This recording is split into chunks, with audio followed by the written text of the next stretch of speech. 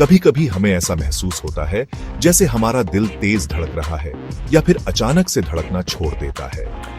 यह एरिदमिया के कारण हो सकता है। एरिदमिया एक ऐसी स्थिति है जिसमें हृदय की धड़कन अनियमित हो जाती है। यह धड़कन बहुत तेज हो सकती है, जिसे टैकीकार्डिया कहा जाता है, या फिर बहुत धीमी हो सकती है, जिसे ब्रैडीकार्डिया कहा जाता है।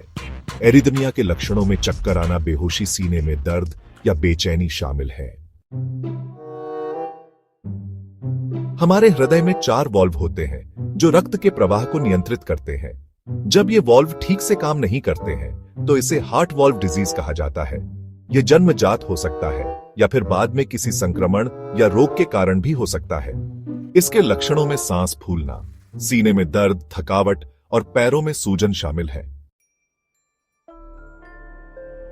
कुछ बच्चों में जन्म से ही हृदय में दोष होता है, जिसे कॉग्निजिटल हार्ट डिजीज कहा जाता है।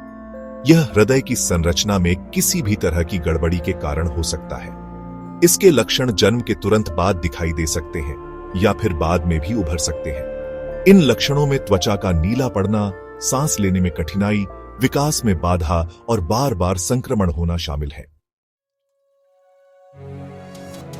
कार्डियोमायोपैथी एक ऐसी स्थिति है जिसमें हृदय की मांसपेशियां कमजोर या मोटी हो जाती हैं। इससे हृदय को रक्त पंप करने में कठिनाई होती है। इसके लक्षणों में थकान, सांस फूलना, पैरों में सूजन और अनियमित धड़कन शामिल है। यह एक गंभीर स्थिति है और इसके लिए नियमित चिकित्सा की आवश्यकता होती है।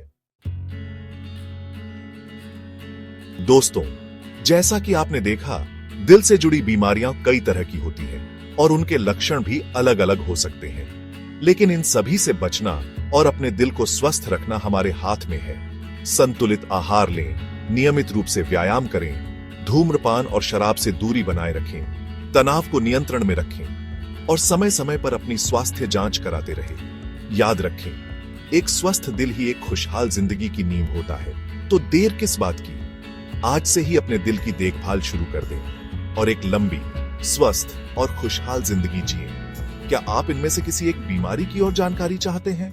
कमेंट बॉक्स में जरूर बताएं।